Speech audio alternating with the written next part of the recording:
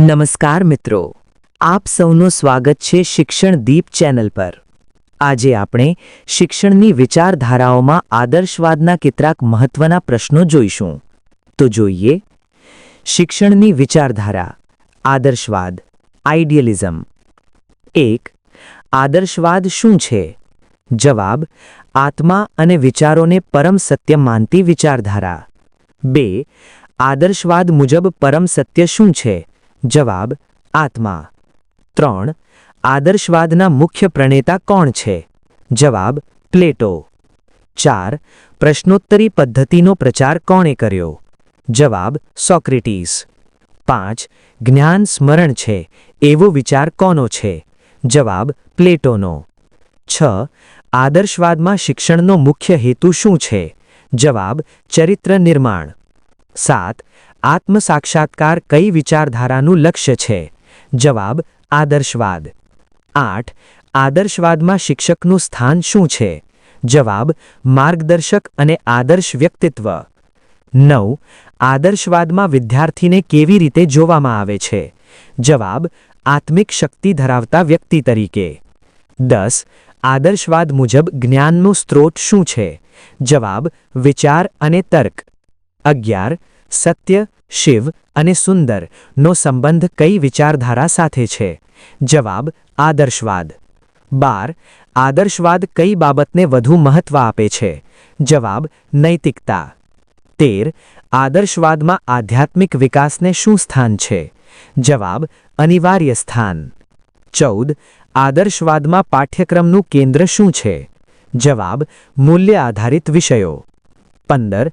આદર્શવાદમાં કયો વિષય મહત્વનો છે? જવાબ: તત્વજ્ઞાન। 16. આદર્શવાદ કઈ વિચારધારાનો વિરોધ કરે છે? જવાબ: ભૌતિકવાદ। 17. આદર્શવાદમાં અનુસરણ પદ્ધતિનો ઉપયોગ શા માટે થાય છે? જવાબ: સદ્ગુણોના વિકાસ માટે। 18.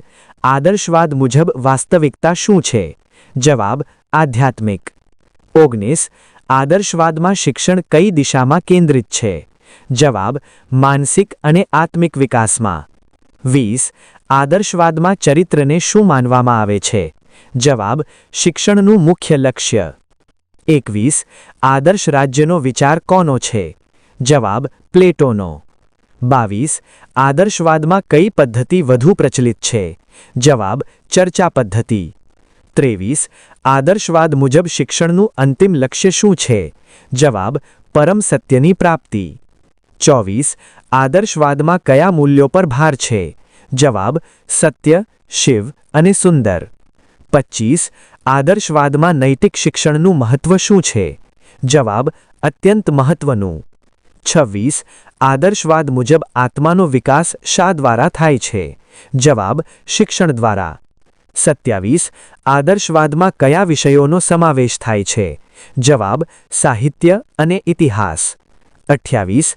આદર્શવાદમાં શિક્ષણનું સ્વરૂપ શું છે? જવાબ: મૂલ્ય કેન્દ્રિત। 29. આદર્શવાદમાં શારીરિક વિકાસને શું સ્થાન છે? જવાબ: ગૌણ સ્થાન। 30. આદર્શવાદમાં જ્ઞાનને શું માનવામાં આવે છે? જવાબ: શાશ્વત। 31. આદર્શવાદ મુજબ સદ્ગુણો કેવી રીતે વિકસે છે? જવાબ: સારા આદર્શોના અનુસરણથી। 32. આદર્શવાદમાં શિક્ષક કેમ મહત્વનો છે? જવાબ: તે આદર્શ રૂપ છે। 33. આદર્શવાદમાં આધ્યાત્મિકતા શું છે? જવાબ: જીવનનો મૂળ આધાર। 34. આદર્શવાદમાં મૂલ્યોનું સ્ત્રોત શું છે? જવાબ: આત્મા। 35. આદર્શવાદ કયા વિકાસ પર ભાર મૂકે છે? જવાબ: આંતરિક વિકાસ પર। 36. આદર્શવાદ મુજબ માનવનું સાચું સ્વરૂપ શું છે? જવાબ: આત્મિક સ્વરૂપ। 37. આદર્શવાદમાં શિક્ષણ કઈ બાબતથી પ્રેરિત છે? જવાબ: આદર્શોથી। 38. આદર્શવાદમાં જ્ઞાન કઈ રીતે પ્રાપ્ત થાય છે? જવાબ: વિચાર અને ચિંતન દ્વારા। 39. આદર્શવાદમાં કઈ બાબતને ઓછું મહત્વ છે? જવાબ: વૈજ્ઞાનિક પ્રયોગ। 40. આદર્શવાદમાં નૈતિકતા કેમ જરૂરી છે? જવાબ: ચરિત્ર નિર્માણ માટે। 41 આદર્શવાદમાં જીવનનું ધ્યેય શું છે? જવાબ આત્મસાક્ષાત્કાર. 42 આદર્શવાદમાં શિક્ષણનો આધાર શું છે? જવાબ તત્વજ્ઞાન. 43 આદર્શવાદમાં આત્મા અને શરીરમાં કયું શ્રેષ્ઠ છે? જવાબ આત્મા. 44 આદર્શવાદ મુજબ સત્ય શું છે?